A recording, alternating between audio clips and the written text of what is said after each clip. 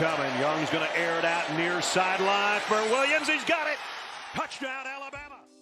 This is Jameson Williams. He's considered one of the best receivers in college football and one of the best in the upcoming draft. Alabama is no stranger to producing great receivers. Julio Jones, Amari Cooper, Calvin Ridley, Jalen Waddle. The list is pretty long and pretty good. While I've seen receivers from Alabama take their opportunity and run with it, like quite literally run with it, Jameson Williams gives me a special vibe when seeing him torch dudes and be open by a large margin in terms of NFL standards and maybe college standards, especially at the SEC level. Devontae Smith had become a product of his environment to the fullest in a figurative and literal sense. He's basically probably the best receiver in Alabama's history with almost no contest. He became that because, well, it's Alabama. They do things like that. They bring in guys to become superstars and produce fifth-rounders who become all-stars. He also did so because players and opportunities around him made it that much easier.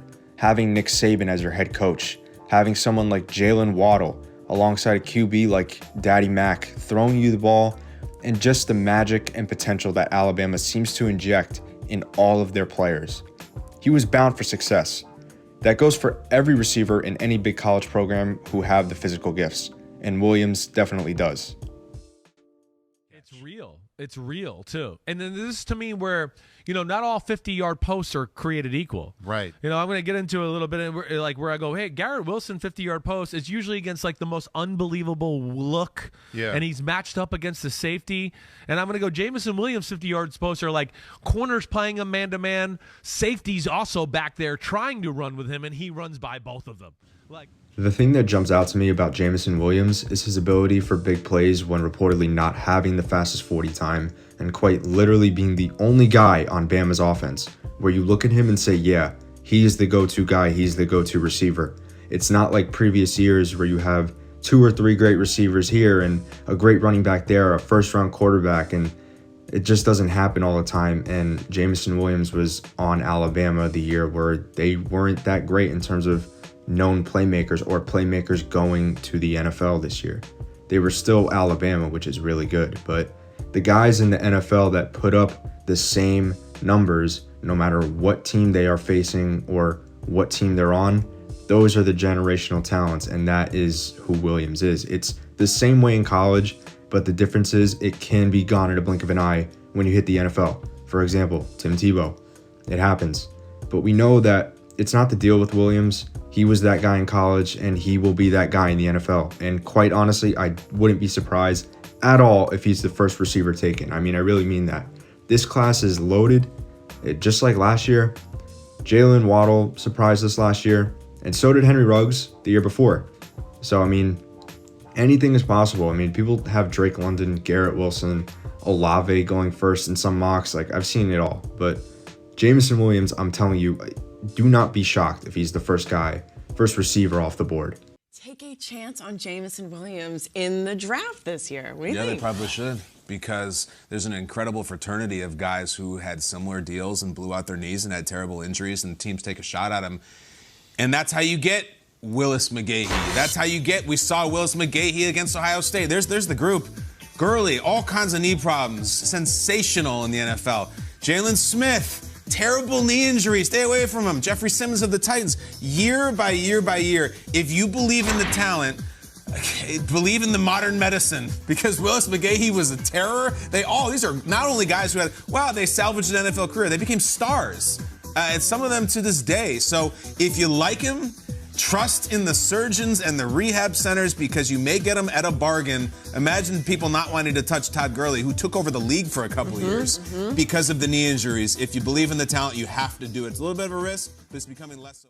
Williams has the same stop and start explosiveness as Jamar Chase, Tyreek Hill, and OBJ earlier in his career. There are just not a lot of guys who can take a 10-yard hitch over the middle and turn it into a 50-yard touchdown. It doesn't seem all that rare because of how much guys do it in college. And in the NFL, it happens maybe once or twice a week, but it takes a special individual to pull that off. In college last year, I can guarantee you there was at least one of those kinds of plays every week just from Williams alone. I mean, every route, it doesn't matter with this guy. He can take it all the way. Throw him a slant, a hitch, a 5-yard out, a post, a corner post. Expect a big play. When you go up against a defense like Georgia and put up the numbers that he put up, you are one of those special talents. I mean, that quite honestly will never fail in the NFL. Seriously, Jameson Williams tore his ACL the second time they played. I mean, just imagine if he got to play the second time. The first time, he went for 184 yards on 7 grabs and 2 touchdowns. That's the record-setting Georgia Bulldogs defense. They have talent. They have first-round talent all over the board. It just didn't matter. That's the trend. That's what happens in the NFL too with guys like that. No matter how you play or game plan for people like Adams, Devontae Adams, Derrick Henry, Christian McCaffrey, Mahomes, like, they will adapt. They will find a way. Even if they need a little push, even if their God-given talent isn't enough, they will find a way. Throw Jameson Williams in that category. Do it. Looking at the upcoming draft, there are plenty of good receivers, and I'm not going to guarantee a spot in the top 10, top 15, or even top 20, but Jameson Williams will go in the first round. I can almost guarantee that.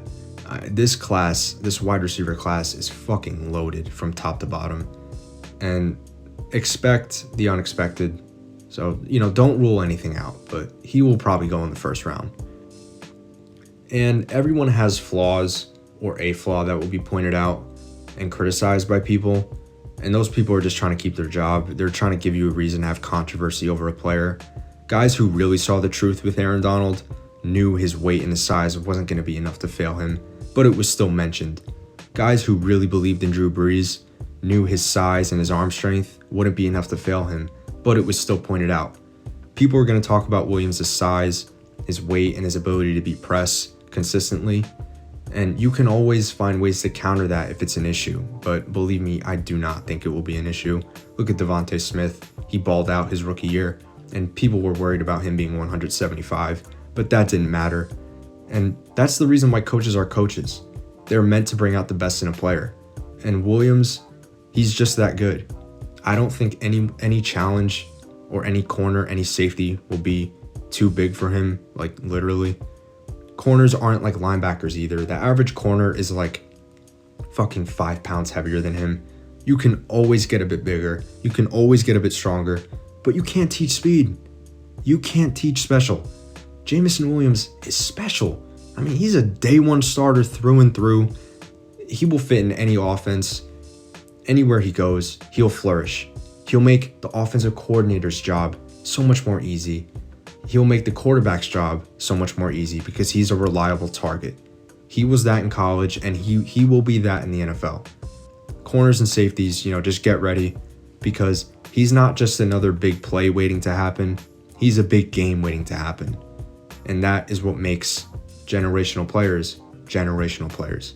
If you aren't fast enough, if you aren't quick enough, it's already too late.